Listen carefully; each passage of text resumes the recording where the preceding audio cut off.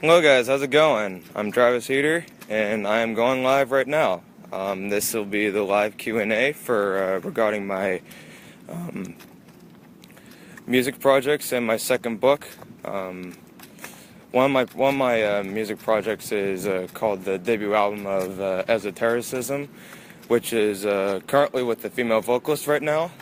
So I will touch base on that right now. Esotericism is going to be my first debut album. It's going to be 12 tracks, and it's going to be over 80 minutes in length. Now the music, it's already done, but and the lyrics are actually done too. It's just that it has to be recorded at a recording studio, the vocals, and it just needs mix and master. So we just have to do a couple finishing touches on it. And yeah, that's pretty much it for esotericism. And for the lengths of them, because usually I'm notorious for writing for making like lengthy songs, but the shortest length of one of the songs on there is just over 4 minutes, and the longest is just under 13 minutes. So yeah, I'm pretty notorious for doing that. So and I will be announcing the title for my side project for my and this is going to be my second vocal EP. The second vocal EP is called A Score to Settle Volume 1. Yes, you heard that right. And what A Score to Settle Volume 1 is, it's basically going to be like my last EP, Personal Hijinks, except in this case it's going to be touching more on like film scoring and whatnot. So yeah, like the stuff that you hear in like music trailers, video game trailers, television, except in this case it's going to be with lyrics. So yeah. I'm going to talk about my book, The Alphabet Archives. Basically, The Alphabet Archives is the sequel to The Number Conspiracy, and it's going to take place right after it.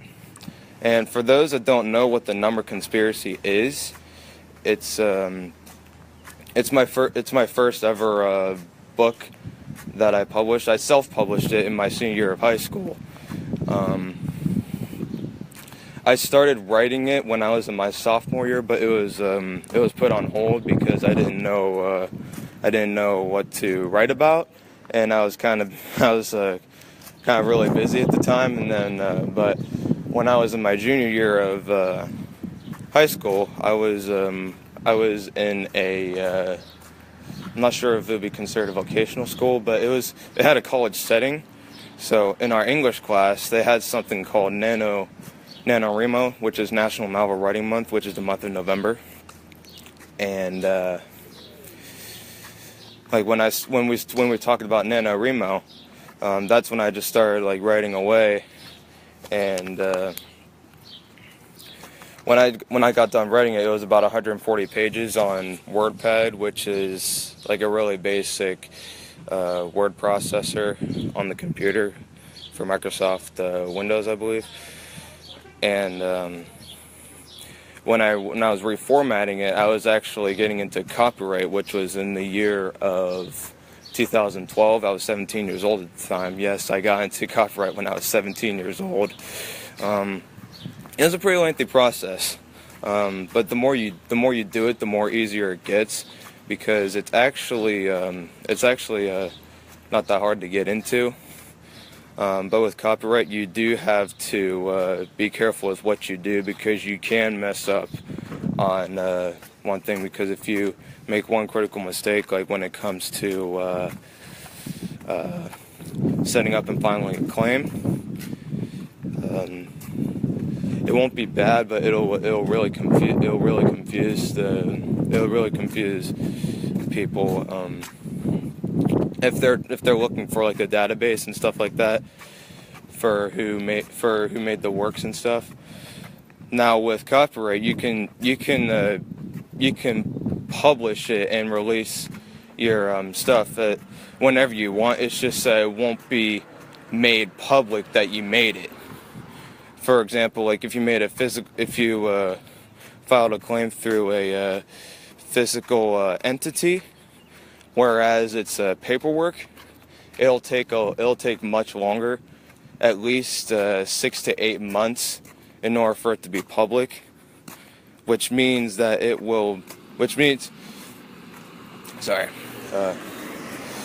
which means after those 6 to 8 months, usually you will get something in the mail giving you the timestamp of when it was copyrighted, your information for by the time that you copyrighted it, and all that stuff. And it's not required to copyright your work, but it is highly recommended, because in case somebody tries to claim your work as their own, you can use that to defend yourself in court in case they try to do copyright infringements and stuff like that. So, yeah.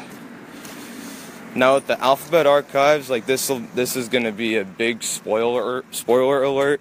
So for those that are watching right now, if you have not read The Number Conspiracy, this will be a huge spoiler alert. So probably stay away from that. Try to stay away from this part that I'm going to talk about right now. So yeah, basically I'll give a basic rundown of The Number Conspiracy real quick.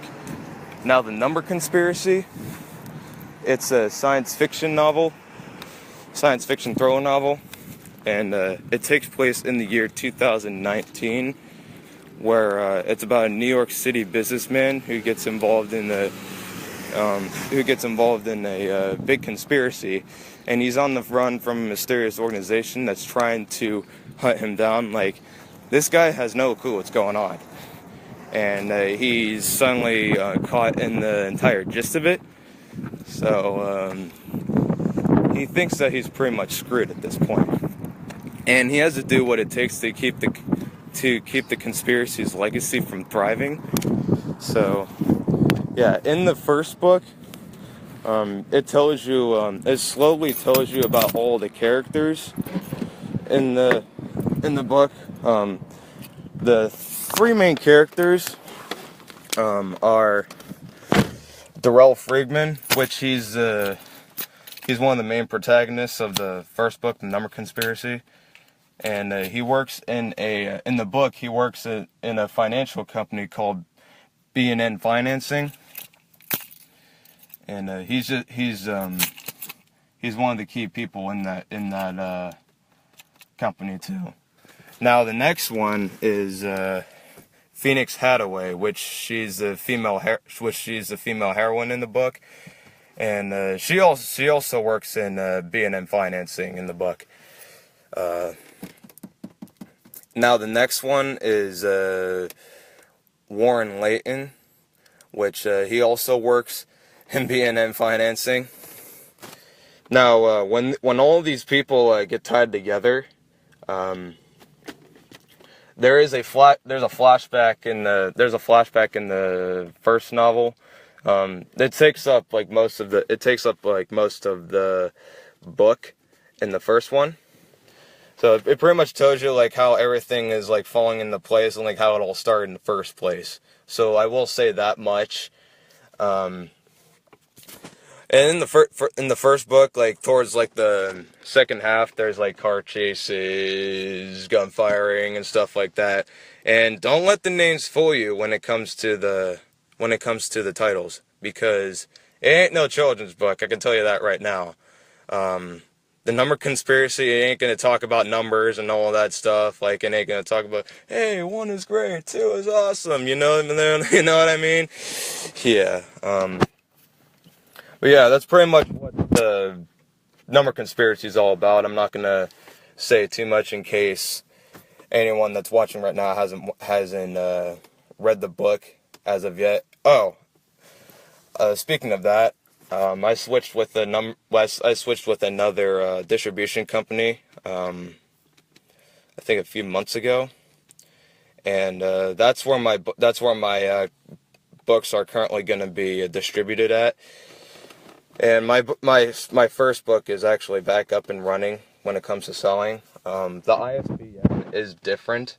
It'll be under the ISBN, I believe, 978-0692-815-816. So if you're looking to buy one of my books, be sure to look for that ISBN, because there's actually a the reason why I say this is because in Amazon.com, like when you retire a book, it actually keeps that as a record. Like it won't go away. It'll just be unavailable to be sold, because I actually have another ISBN with a number conspiracy from a different distribution company in the past. So in case you guys get confused of why there's two ISBNs, but yeah, the new ISBN is 978-0692-815-816. Just so you guys know. Now the Alphabet Archives, it's going to take place right after the first one, like I said before. But in the Alphabet Archives, it's going to be more technical, and there's going to be a lot of information revealed. And like I said, this is going to be a huge spoiler alert. So you might want to steer away from this in case you haven't read the first one. So now in the second one, in the beginning, there's a huge car chase, right? And the organization is back at it again, and they storm into the financial company, B&M Financing, and Darrell and Phoenix are back at it again in the pursuit once more. So they have to kick themselves into high gear. Darrell's the wheelman, Phoenix is the fighter. So yeah, and what they do realize along in this adventure is that the vehicles that are used in the organization, they're not just your typical ordinary vehicles that you see that come out of the dealer or whatnot. Like, because throughout the Number Conspiracy universe, it's taken place in a post-scarcity society, which means that all goods, like luxury cars and stuff like that, sports cars, supercars, luxury utilities, they're universally accessible. Which means everyone can get their hands on it. Like, the economy's great and stuff like that. But anyways, in the Alphabet Archives, what they do realize along the way is that the vehicles that the organization use, they actually have weapons, they actually have armor systems, they have a lot of technological features in them. So yeah, they're pretty much battle-ready machines on the road, for lack of a better phrase or whatever. Going to that point, you're going to learn the three different classes of the organization, three different tiers or classes that the organization operates in. Now, the first class, it's called the rookie class, which means that they do have access to weapons and vehicles, except in that case, the weapons and vehicles are they're factory, like they come like right from the factories. Like, there's no modifications, there's no armor or a lot of technological features and stuff like that. They all just like come right off the lot. So the moderate class, they have more room, they have more leniency, they have more access to these features. They have access to modified weapons, they have access to vehicles with weapons in them, the technological features, but they don't have all the bells and whistles like in the next class that I'm going to talk about. the next class is the Elite. Now, with the Elite class, they have everything. Like, they have access to everything. Like, with the vehicle, like, here's the thing with the vehicles in the Elite class. Now, with the Elite class, the vehicles, they actually have a special armor system, which means that, like, when you, like, for example, like in the dashboard or near the center console, there's buttons by the center console where you can switch between armor systems, like armors level 1 and 2. That's the armor system in the Alphabet Archives. Now, with armor level 1, it goes into it'll keep the same color as the vehicle, except there will be armor plates, like, coming from inside the vehicle and just, like, covering over the vehicle itself. Now, with armor level 2, the armor is actually going to be more heavier, and it's gonna have a black finish, like, coming out from the inside of the vehicle, and it'll make the vehicle look like it came from, like, the military, like military vehicles and stuff like that. It'll look like that it's like a tool for Armageddon, so to speak. And they actually have their own nitrous systems, it's like a supercharged nitrous systems in the vehicles. So, yeah. And in this one, you'll meet another main character. His name is Russell Arkwright. He used to work for the organization. Now he's trying to fight against it and get out of the organization. And Thorell and Phoenix run into them during their pursuit in New York City, which is where it takes place in the beginning of the Alphabet Archives. And they have to they're asking for Russell's help to get them out of the organization. So, and then there's another character that Russell is working with. He is a mechanic. His name is Adrian Wortham. He's also another person who was who's also trying to get out of the organization. And in the book, he's actually one of the best mechanics, like, in the organization, because he knows everything about cars. He knows everything about cars inside and out, even when it comes to, like, modifying them with the performance parts, armory, the armory features inside the vehicles, like I said before, the weapon systems. Like, he knows everything about them. Like, he's worked on it, like, pretty much during the duration of his time with the organization. So yeah, for the release date, it's actually, all I have to do is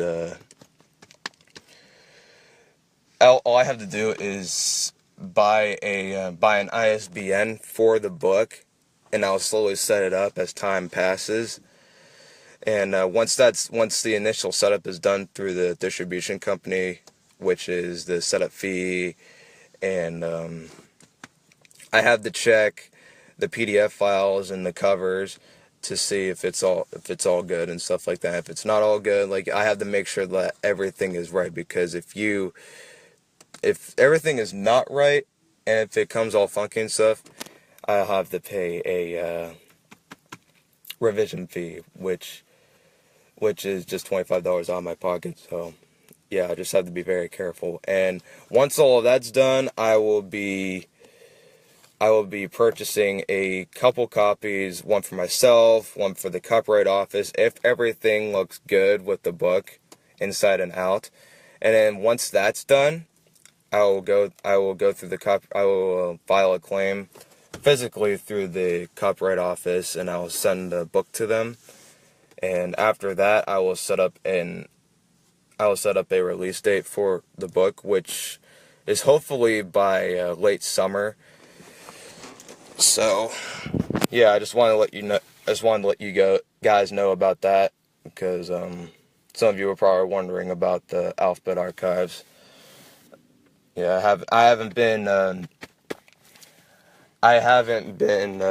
going on it a whole lot because I've been busy. I've been and doing music and all that stuff. And speaking of that, I think my fourth EP came out yesterday. I checked on the release date for that was May 29th, but I checked on iTunes and it wasn't on there. And I was thinking, why isn't it on there? And I was thinking, it's Memorial Day, so I wasn't sure if on Memorial Day, like if you release something on Memorial Day, is that it won't show up on iTunes because it's a holiday. So it probably might be on iTunes right now and other retailers. So yeah. The EP is called, it's the third iteration of Rituals in the Void. It's called Rituals in the Void 3, Murder by Trial, which is like my dark ambient, dark folk series. So, yeah. With a lot more music coming on the way, so yeah, plenty of content and new exciting stuff coming in the future. And for anyone that's watching right now, I just want to thank you guys for like all the support and throughout my journey with music, because I seriously could not have done it without you guys. I mean, it really means a lot. When I played in Cleveland back in June and September of 2016, it was phenomenal. I played at the House of Blues, met a couple label representatives, major label representatives, and it was one of the most surreal things in my life, and I still remember it vividly to this day. And some of you guys actually came up there to see me, like came all that way to see me, and it really meant a lot, guys. So I just want to thank you for all of that. Yeah, as of right now, for any shows that I have lined up in the future, I don't have any right now, but I actually have a vehicle for myself now. It's a 2011 Chevrolet Traverse, it's a really nice car. I gotta tell you, has a V6 all-wheel drive. Had just over 97,000 miles on it. So yeah, sorry, my voice is cracking a little bit. Let me get some water.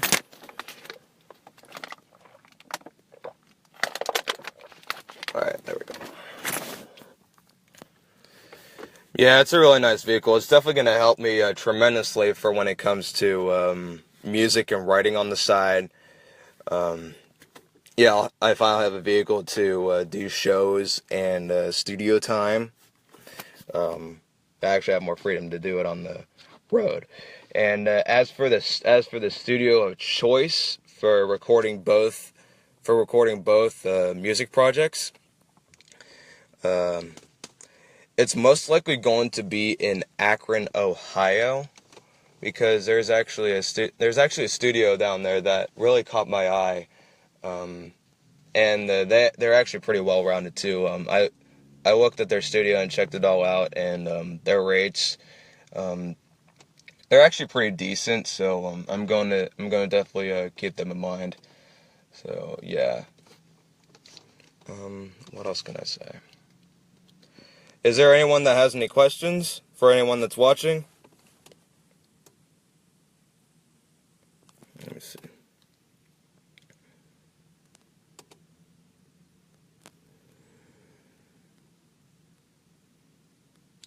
Oh, I got a message, got a comment from Terry. How you doing, Terry? So, yeah.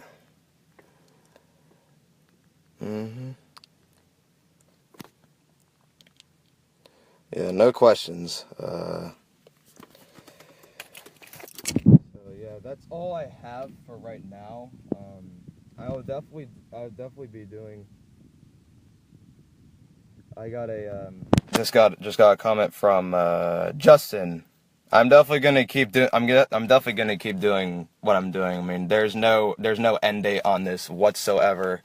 I've been doing this since I was 13 years old, and I gotta tell you, I have no regrets whatsoever.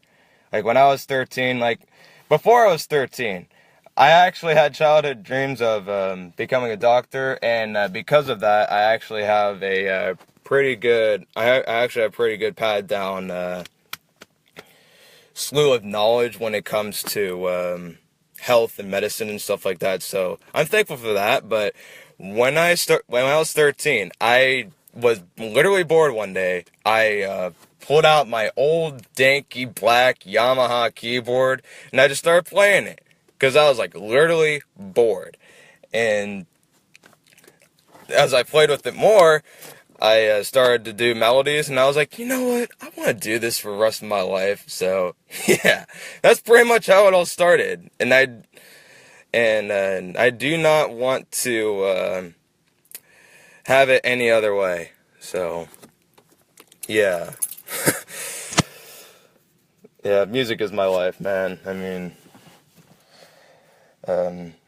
I do listen to a lot of it. Like when I was it came up to that point, like it was gonna come. I've had a feeling it was gonna come to that point anyways, because when I was like when I was in 5th grade at Christmas, I got my first MP3 player, and I was using it to listen to music, and as I was using it more, I got more and more into music, and then when I was 13, I just started doing my own thing. I was like, yeah, I'm gonna do this. So, yeah, it's pretty awesome. Right now, like, it's crazy of like how much time has passed when doing this, because I've been doing music for around 8 years now. Yeah, 8 years. I mean, it's crazy. Yeah, I started getting into it in 2009, now in 2017, which is now, I'm 21 years old, and it's awesome, man. I love it. I actually had my first EP that was released back in August 14th of 2015, Personal Hijinks, and shortly after that, here's the thing, when I 4 days after my first EP, I got selected to play in Cleveland, Ohio. 4 days after my EP, I was like, holy crap. I was like, I did not think that something big was gonna come up that quick, because I expected it to take a little while, not like 4 days. Yeah, I'm walking outside right now. It was getting kind of hot in my car. So, yeah, it was amazing. I still remember it to this day. I was walking in the garage of my house when I heard a ding on my phone, and it said, "Congratulations, Travis, you've been selected to play in Cleveland, Ohio this October." I was like, "What? Oh my God, this is amazing." So, yeah, wouldn't want it any other way, guys. So, right for the shows, regarding for where I'm gonna play, it's most likely gonna be in the Cleveland area for right now, until I get my locale and fan base built up. So, yeah. What else is there to say? Again, I didn't want to ask any questions that you guys have for me, like any questions for music or for my music or anything like that.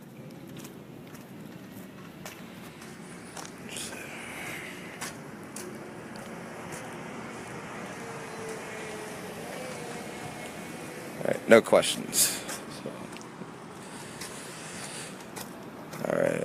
So far, there are 3 people watching this, so yeah. Yeah, that one time when I was playing at in October 2015, when I got selected to play live at an actual public venue for the very first time, it was at the Rock Bar. Now, when I was playing at the Rock Bar, it was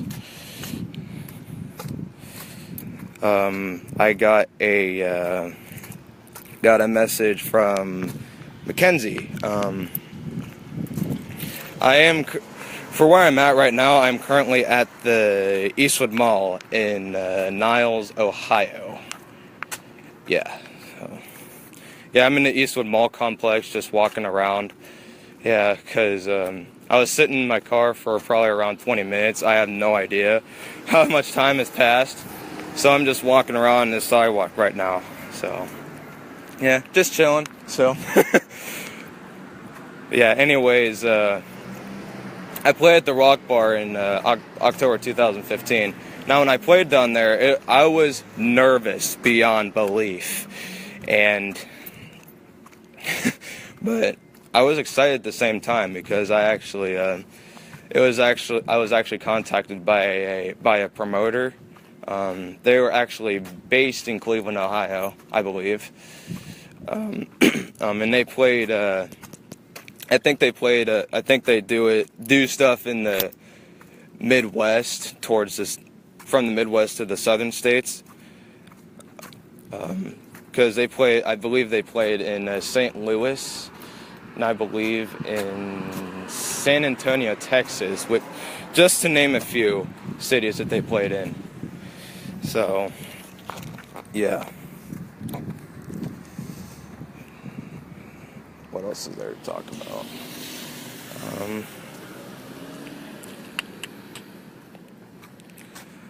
trying to think. there's literally I'm trying to think of what else to talk about regarding this, because I think I might have talked about like almost everything. So yeah. Once I for my vehicle, I am planning on turning it into a rolling advertisement, quote unquote, someday, which means that I'm planning on doing a lot of the vehicle. I'm most certainly definitely going to take care of it, because here's the thing. I did not catch on to this until I was actually looking for a Chevy Traverse, but the vehicle, it actually sounds like my first name, and without any regrets in the world, I named it after myself. I am not kidding. So yeah, I named my vehicle Travis. Gotta love it. So yeah, the vehicle I'm thinking of putting decals on it. Definitely going to put my insignia and logo on there. My Facebook, Twitter, and YouTube links on there. That way, if I drive by someone, if they catch it, they'll definitely know that's me. So yeah, not sure how much it'll cost, but it'll come slowly but surely. Just gotta give it time. That's with anything though. And here's some inspiration for anyone that's already in the music and entertainment industry, and the people that are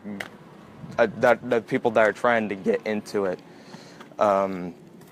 Just do it. I mean, if they can do it out in if the people in the big leagues in the entertainment industry can do it, then you most certainly can do it. I mean, if there's any free time that you have, and if you're aiming to get into this, use that time to utilize what you can, and just do it. I mean, because if you have an idea, write that down and play it as soon as you get that idea.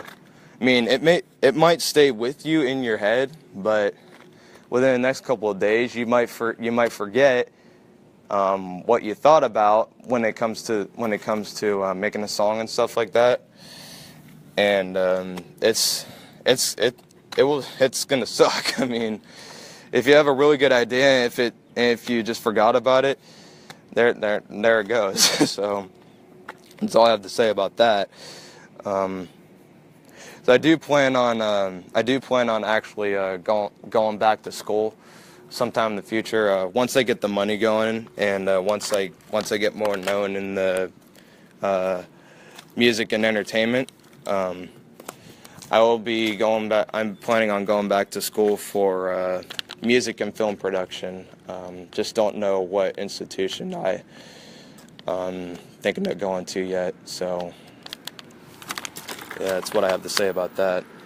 Because right now, school is pretty expensive. I mean, back in the 80s, it didn't really cost much, but like now, living in the year 2017, school just like costs a lot of money. I mean, like most of the institutions nowadays, they cost about probably 10 grand to 20 grand a year, but don't quote me on this because I could be dead wrong about that. I mean, I'm sure that there's some institutions out there that are decently priced.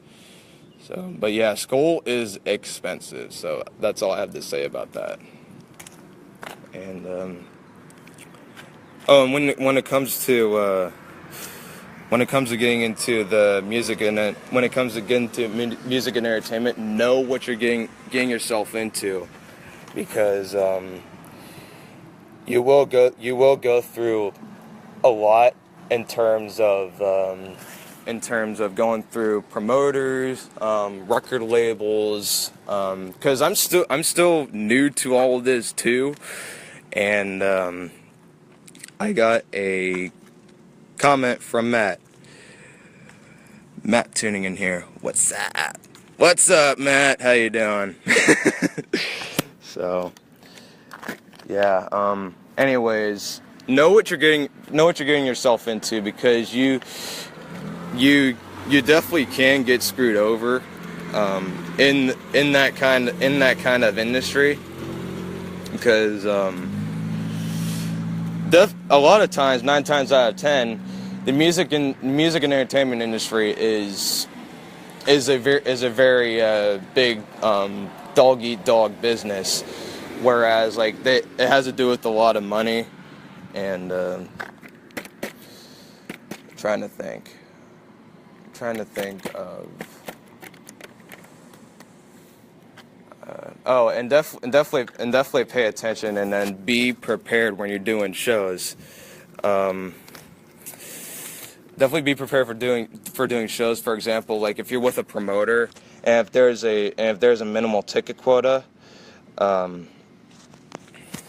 definitely meet that quota, because if you don't, there's a good chance that you won't be able to perform on that night, because I've actually witnessed a couple acts like not meeting the ticket quota, and they weren't able to play at their shows, and they brought out a lot of people, and it's a quite embarrassing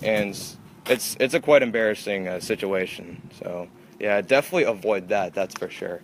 I mean, it hasn't happened to me, but definitely don't want to take that risk or try it, because yeah, I would definitely never let that happen. So yeah, because that would be really bad. I mean, I would feel really bad if that ever happened, but it definitely won't happen. So yeah, definitely keep that in mind. So. I got a comment from Ryan. As for, like I said earlier in the show, can't talk. Earlier in the broadcast, I'm not sure if you were watching at the time, but like I said earlier, I do not know when my next show is, but now that I have my own vehicle now, it's a full-size SUV, Chevy Traverse. So as for where I'm gonna play and when I'm gonna play, I absolutely have no idea. But it's most likely gonna be somewhere around in the northeastern Ohio area, whereas it's Youngstown, Cleveland, North Olmsted, or wherever. So yeah, that's an idea of when my next show will be. So, but I don't know. Hopefully soon. What else is there to talk about? again, I'm gonna check again. Is there anyone that has any questions? Is there anyone that's has any questions of what are they confused about anything, or they have any questions about my music, or just want to say hi, or anything like that? Let's see.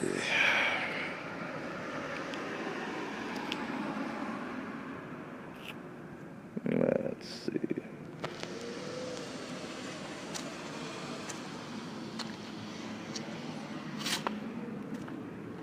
No questions. All right.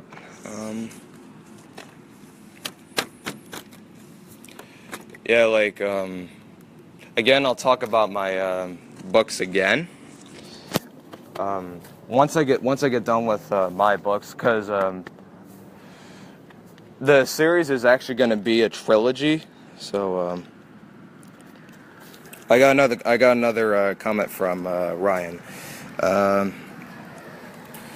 As I said earlier, the release date was May 29th, which was yesterday. But when I checked on there, it said it was submitted through because I'm with Reverb Nation, and it didn't. I checked on iTunes and it wasn't on there. So I was thinking that probably May 29th is a day that they don't get music, but May 29th is Memorial Day, right? And Memorial Day, usually they have a sale. Usually it's a big day in music when it comes to sales, because I think with some online retailers they have a lot of sales going on. So it probably might be on there right now as we speak. I'll have to check on iTunes to see if it's on there. I got a comment from Patrick saying hi. How you doing, Patrick? Yeah, that's the information leading up to Rituals in the Void 3. Yeah. What else is there? I'll tell you a little bit about my setup with my music. I use Cubase Elements 8, which is a program from the company Steinberg, which is it's pretty much a smaller version of Cubase. You can do a lot with it, just like not a whole lot. It's not like the main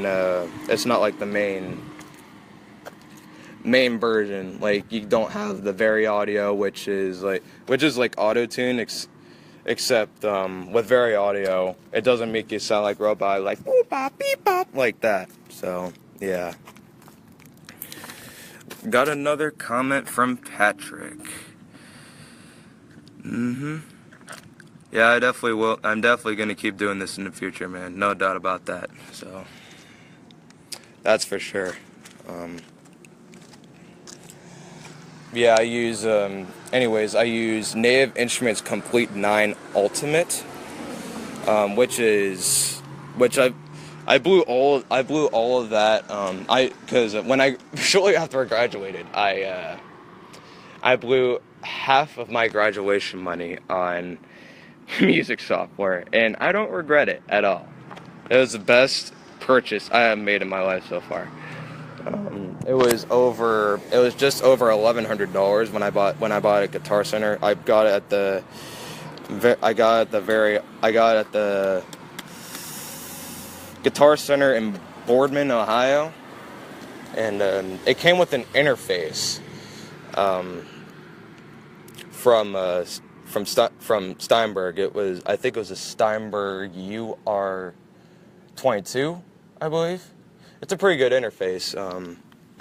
What I found out with Complete 9 Ultimate is that they have something called Guitar Rig 5, which is basically plugging your guitar into the interface through the software, and it turns your computer into an amp, a guitar amp, and it sounds like a guitar amp.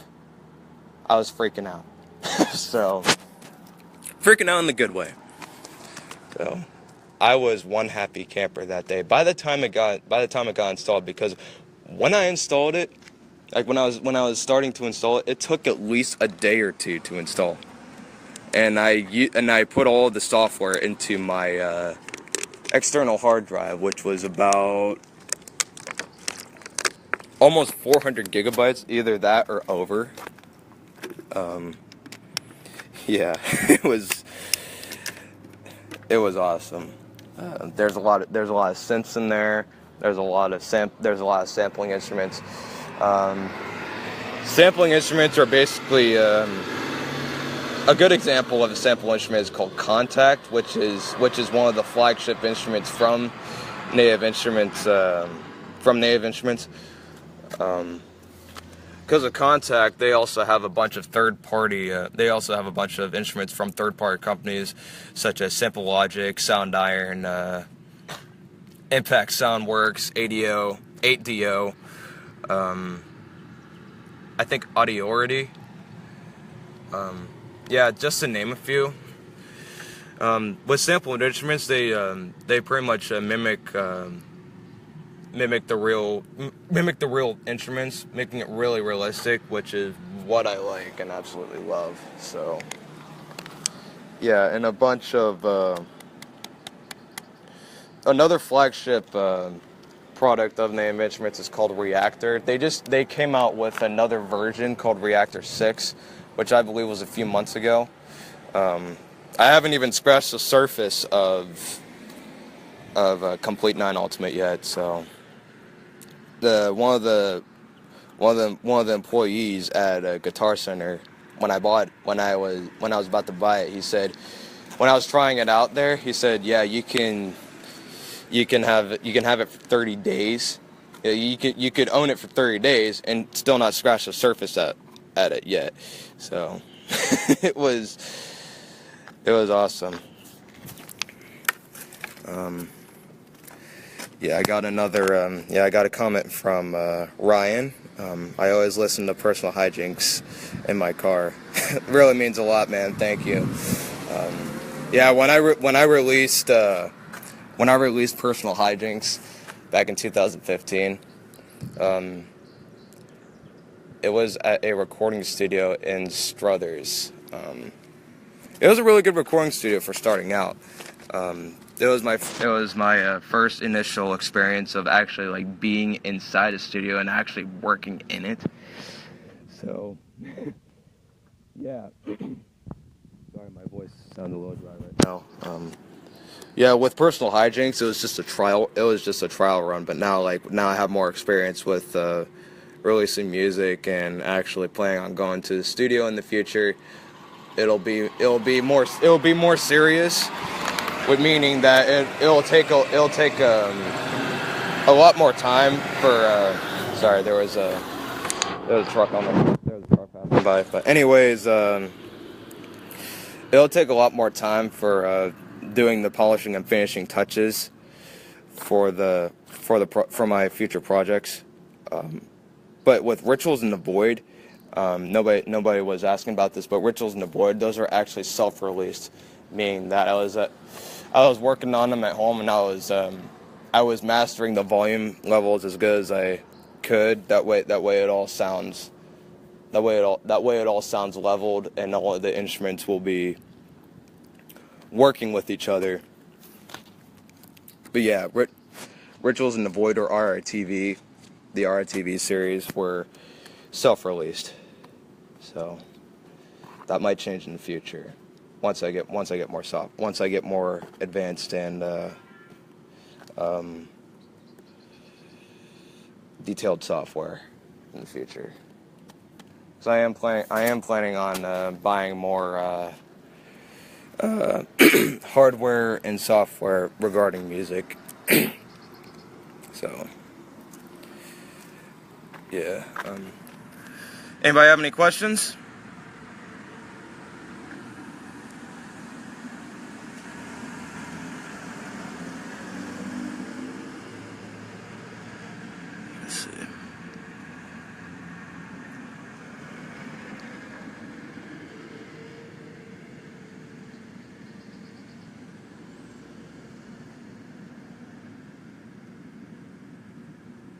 Going once, going twice. I got a comment from Matt. You got an upcoming show?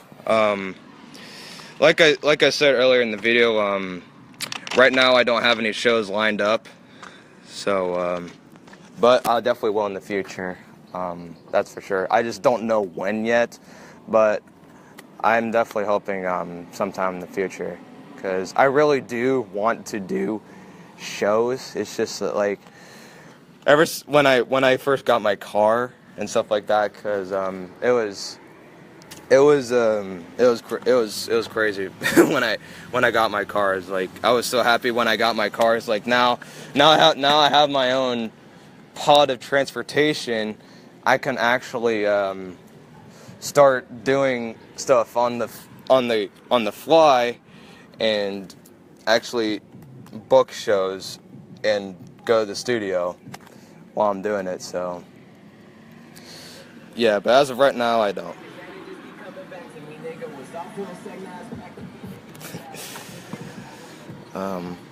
Got another comment from Matt.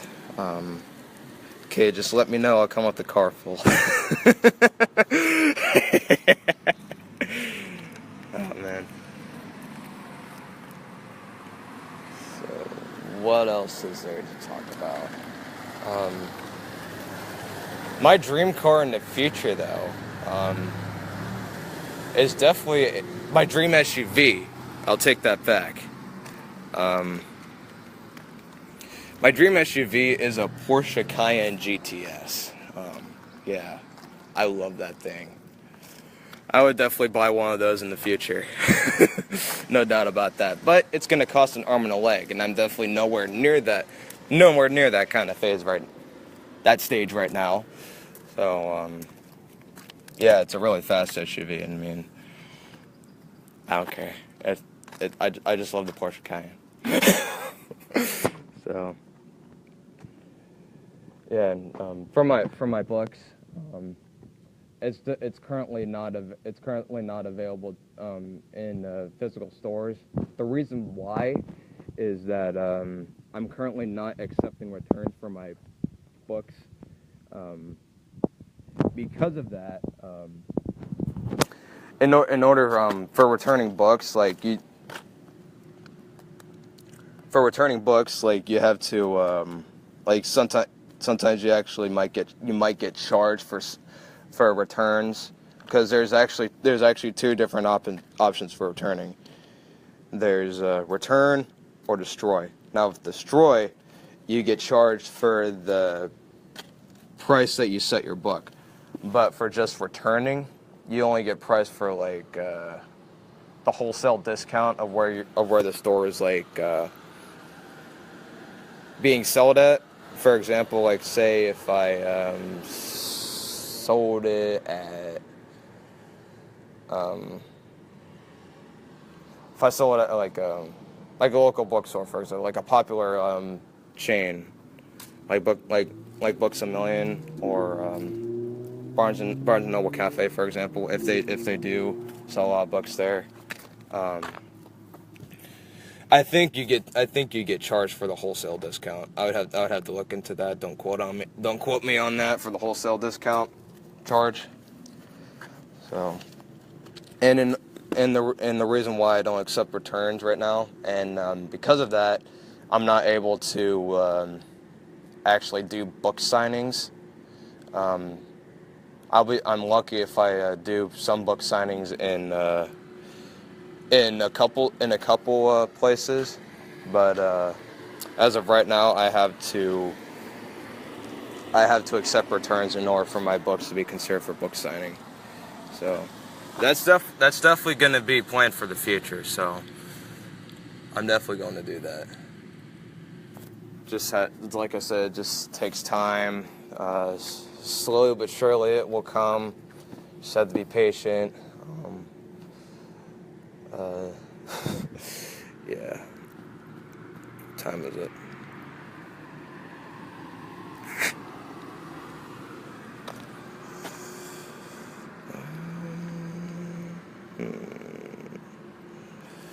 Yeah, it's really nice outside. It really is. What else is there? I'm trying to think.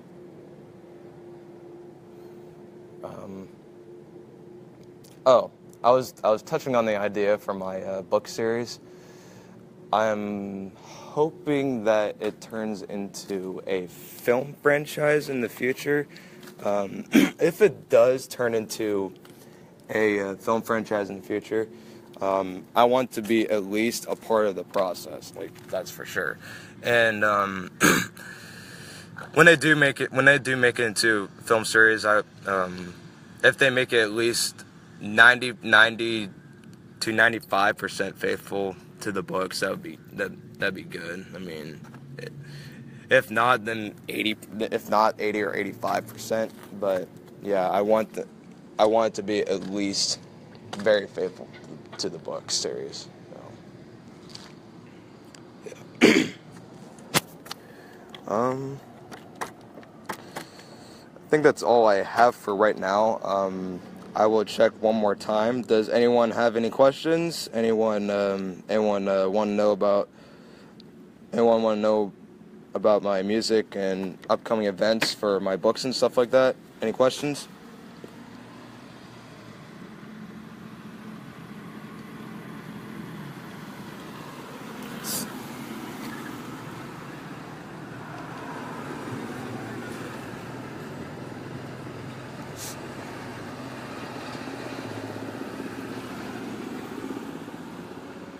Going once. Going twice.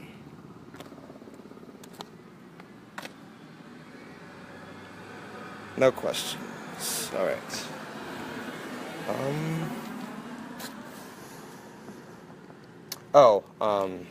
I am definitely taking. I'm definitely going to be doing a lot more collaborating in the future.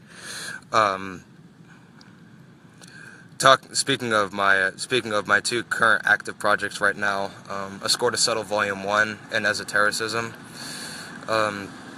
After those two get released to the public, I'm definitely going to be focusing on playing live for at least a couple of years. So, in other words, I'll be going on hiatus for making music, but I'll still be into music by playing live. So, the reason why is to build money and build my fan base for future projects. And I'm definitely going to be for anyone that wants to collaborate with me in the future for whether it's projects, live playing, or anything like that. Definitely let me know and what you specialize in. Like if you specialize in guitar, if you specialize in live equipment, drums, vocals, anything. I could definitely take the help. That's for sure. Yeah, I do take all of that very seriously. So yeah, I definitely anyone if anyone's out there, if they want to collaborate with me sometime or someday, definitely let me know, and I can yeah, definitely let me know, and I'll see what we can do. We can go from there. So yeah.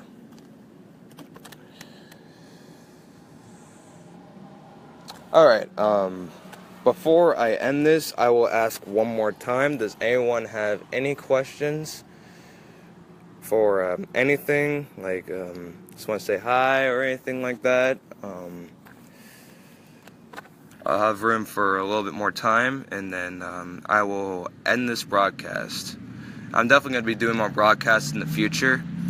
But yeah, this is like my first time doing like a Facebook Live, an actual live broadcast. So I'm still new to this and being a little awkward right now. So it's it's interesting. So yeah, any questions?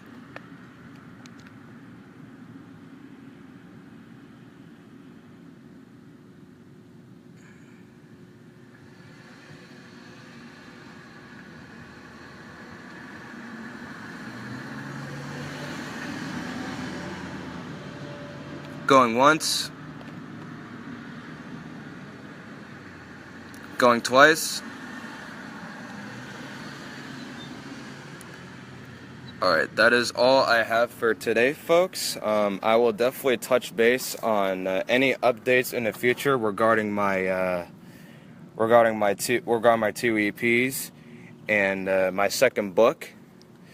So I hope you guys have a wonderful day, and thank you for tuning in, and thank you for all the support for throughout this process and journey. So